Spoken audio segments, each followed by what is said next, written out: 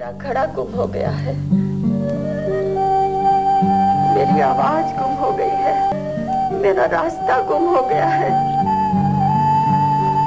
ठाकुर मेरा बेटा गुम हो गया है।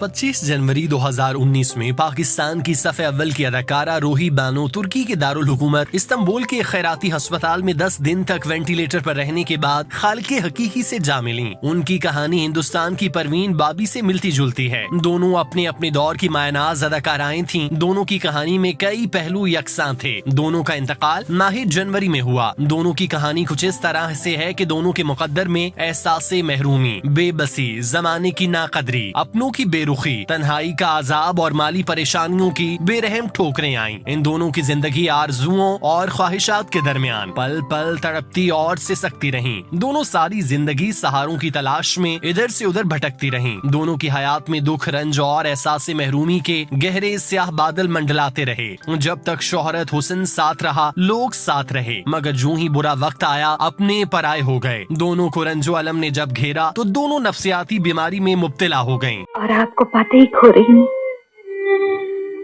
मैं जानती हूँ आप मेरी किसी भी बात का यकीन नहीं करेंगे, लेकिन आपकी जान की हिफाजत के लिए मैं आपसे अपनी जान की चंद दिनों के लिए भीख मांग रही हूँ। परवीन बाबी ने रियासत जोनागढ़ के शाही खानदान में आंखें खोली, जिनका नाम परवीन मोहम्मद अली था। बहुत ही मुख्तसर वक्त में बॉलीवुड की सफ़े अव्वल की अदाकारा बन गयीं। 15 बरस के फिल्मी सफर में 50 से जायद फिल्मों में हीरोइन का किरदार निभाया। इस दौरान 3 मर्द हजरात को अपना दिल पेश किया और तीनों महेश भट्ट, डैनी और कबीर बेदी उनके दिल के साथ खेलते रहे। यूं ये खूबसूरत शहजादी सच्चे प्यार की तलाश में दर बदर की ठोकरें खाती रही और उसका हर सहारा तिनके की माने कमजोर साबित होता चला गया। उसके तीनों शादीशुदा महबूब, चाहे डैनी हो या महेश भट्ट या फिर कबीर, बीच मंजदहार में अकेला छोड़ गए। परवीन बाबी शायद उनके लिए सिर्फ वक्त गुजारने के लिए थीं। ये हकीकत जानकर वो नफ्सियाती और जहनी अमराज में मुब्तला होती गयीं और खूब शराब नोशी करने लगीं। 22 जनवरी 2005 को मुंबई के फ्लैट में उठते ताफुन ने उनकी मौत का ऐलान किया। पोस्टमार्टम के मुताबिक वो 2 दिन पहले जिंदगी की बाजी हार चुकी थीं। क्या हाल है? कहाँ थे 2 दिन से? तुम्हें बताया तो था कि... कब बताया था मुझे?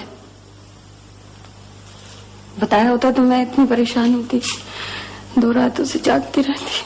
रोही बानो 10 अगस्त 1951 में कराची में पैदा हुई। उनके वालिद हिंदुस्तान के मशहूर तबला नवाज अल्लाह रखा थे। तबला नवाज जाकिर खान रोही बानो के सौतेले भाई थे। 50 के करीब ड्रामों में काम करने वाली इस खूबरू और मिसाली अदाकारा ने एक मोहब्बत, 100 अफसाने, हैरत कदा, जर्द गुलाब, दरवाजा, कला कहानी, पक्की हवेली और किरण कहानी जैसे लाजवाल ड्रामों में लाजवाल काम किया। फिल्में भी की, दुल्हन एक रात की, बड़ा आदमी, दिल एक खिलौना, जमीर, दुश्मन की तलाश, खुदा और मोहब्बत, गूंज उठी शहनाई, टीपू सुल्तान शामिल हैं। फिल्म जमीर में वो चॉकलेटी हीरो वहीद मुराद के मदे मुकाबिल हीरोइन आई। 70 और 80 की दिहाई में लोगों के दिलों में राज करने वाली रोही बानो अपनी जाती जिंदगी में नाकामयाब अज़वाजी ताल्लुकात की वजह से काफी दुखी रहीं। 2 शादियां दोनों नाकाम रहीं, जिसकी वजह से वो नफ्सियाती आर्जे में मुब्तला हुई और उन्हें भी शिज़ोफ्रेनिया की बीमारी लाहक हो गई। इस दौरान 2005 में जब परवीन बाबी इंतकाल कर गयी तो अदाकारा रोही बानो का जवान साला इकलौता बेटा अली रजा, जिसे बेरहमी से एक मामूली झगड़े में कत्ल कर दिया गया। बेटे की मौत का जख्म जैसे रोही बानो की रूह को तार तार कर गया। उनके जज्बात और एहसासात नौकीली किरचियों का रूप धार कर उन्हें ही लहू लुहान करने लगे। चंद ही माह बाद उनकी वालिदा की लाश मिली, जिससे उनकी दुनिया वीरान हो गई। दुखों के पहाड़ टूट पड़े, सब ने तोते की तरह आंखें फेर लीं। रोही बानो जहनी बीमारियों में घिरती चली गयीं। जायदाद पर नामालूम अफराद और अपने ही खानदान के मालूम अफराद के कब्जे होते चले गए। कभी कातिलाना हमले की खबरें मिलती।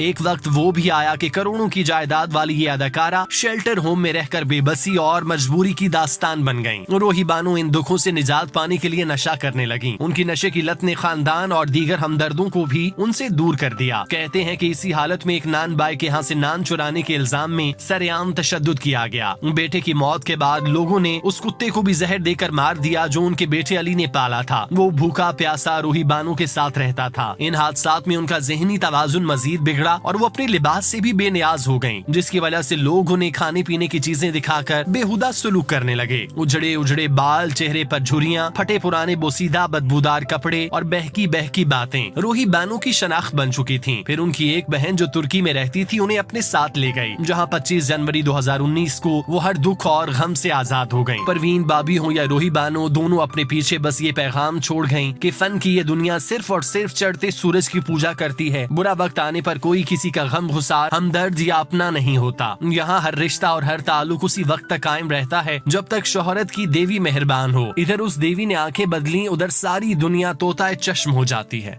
बस बस ठेकेदार जी, मैं तारी बड़ी इज्जत करे हूँ, तन्ने इसलिए बुलाया था मैंने। ओहो, तुम मेरा मतलब नहीं समझी हो। मैं खूब समझू थारा मतलब। मैं तो तुम्हारे काम से बहुत खुश हूँ। थारी बड़ी मेहरबानी ठेकेदार।